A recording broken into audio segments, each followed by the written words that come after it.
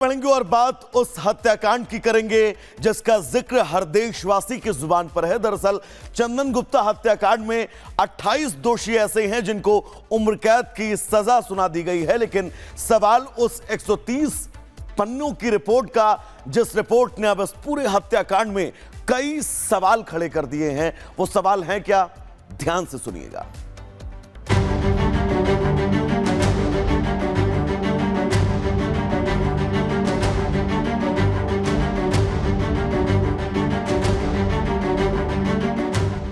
छब्बीस जनवरी 2018 कासगंज। यह वही दिन था जब तिरंगा यात्रा के दौरान एबीवीपी कार्यकर्ता चंदन गुप्ता की गोली मारकर हत्या कर दी गई थी। अब करीब 6 साल बाद चंदन को इंसाफ मिला। लखनऊ के एनआईए कोर्ट ने 2 दिन पहले यानी 3 जनवरी को 28 दोषियों को उम्र कैद की सजा सुनाई। एनआईए कोर्ट को और सभी लोगों को हम धन्यवाद देते हैं। सारे अभियुक्तों को जो है आजीवन कारावास की सजा सुनाई गई है। इस फैसले को ऐतिहासिक बताते हुए कोर्ट ने स्पष्ट किया कि यह मामला अचानक हुए झगड़े का नहीं, बल्कि एक सुनियोजित साजिश का हिस्सा था। वहीं एनआईए कोर्ट के फैसले के बाद इस मामले को लेकर जो खुलासा हुआ वो बेहद चौंकाने वाला है। चंदन गुप्ता मर्डर केस में बड़ा खुलासा। विदेशी फंडिंग से लड़ा गया कासगंज दंगे का केस। 130 पेज के ऑर्डर में पाकिस्तान लंदन का जिक्र। एनआईए कोर्ट लखनऊ ने कहा जांच होनी चाहिए। जी हां, इस केस के फैसले के वक्त एनआईए कोर्ट ने जो कुछ कहा वो चौंकाने वाला है। 130 पन्नों के विस्तृत फैसले में विदेशी फंडिंग और एनजीओ के जरिए इस केस को लड़ने की बात सामने आई। लखनऊ के एनआईए कोर्ट ने शनिवार को जारी किए गए 130 पन्ने के विस्तृत आदेश में यह सामने आया।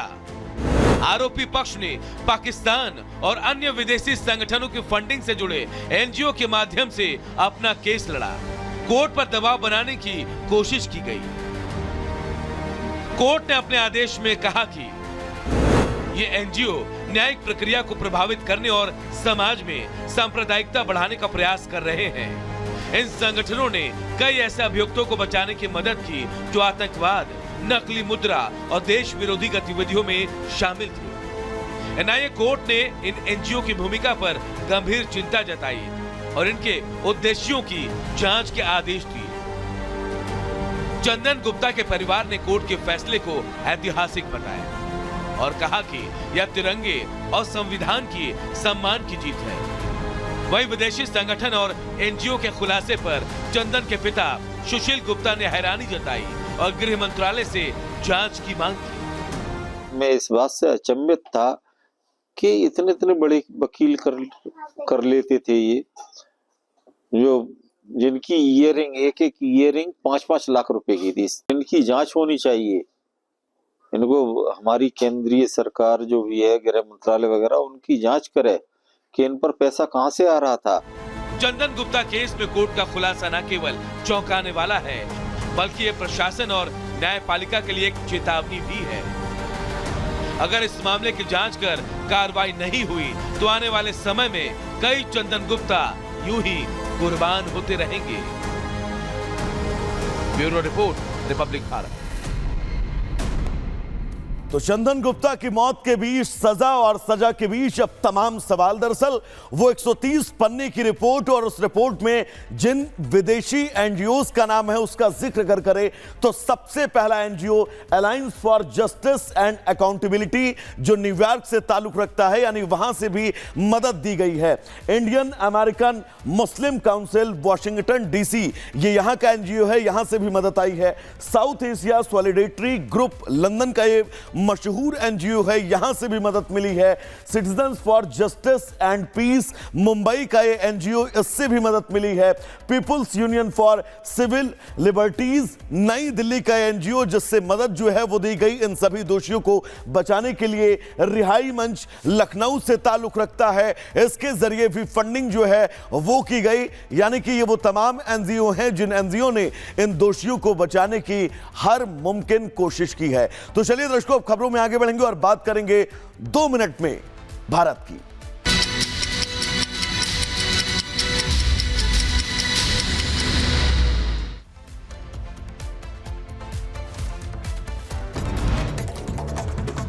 उत्तर प्रदेश के कुशीनगर में कई झोपड़ियों में लगी भीषण आग। इलाके में मची अफरा तफरी, घरों में रखा सामान जलकर राख। देर से पहुंच रही फायर ब्रिगेड की गाड़ी। शिमला के मेहंदी इलाके के जंगल में भीषण आग। उत्तर प्रदेश के मुजफ्फरनगर में पुलिस और बदमाशों के बीच मुठभेड़। 25,000 का इनामी बदमाश दिनेश गोली लगने से घायल। बदमाश पर लूट गैंगस्टर के 20 केस दर्ज। बिहार के दरभंगा में दहेज उत्पीड़न के आरोपी को गिरफ्तार करने पहुंची पुलिस पर हमला हो गया। जमकर पत्थरबाजी और आगजनी, 2 इंस्पेक्टर और सिपाही घायल, 19 लोग गिरफ्तार। हरियाणा के पलवल में दबंगों का आतंक। बाइक सवार दबंगों ने एक मकान पर धावा बोला। दबंगों ने कई राउंड फायरिंग की। पुलिस ने केस दर्ज किया है। उत्तर प्रदेश के झांसी में 2 पक्षों में मारपीट। ओवरटेकिंग को लेकर हुआ विवाद। मंदिर से दर्शन कर लौट रहे परिवार के साथ मारपीट। पुलिस ने एक आरोपी को गिरफ्तार किया। भोपाल में एक युवक ने ऑनलाइन गेम में पैसे हारने के बाद बैंक लूटने की कोशिश की। मिर्च पाउडर से फिल्मी स्टाइल में बैंक लूटने की कोशिश की। कर्मचारियों ने घेरा तो बाइक छोड़कर भागा। पुलिस ने गिरफ्तार किया।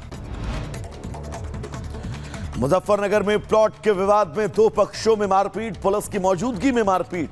विवाद में पालिका के ईओ को गाली दी।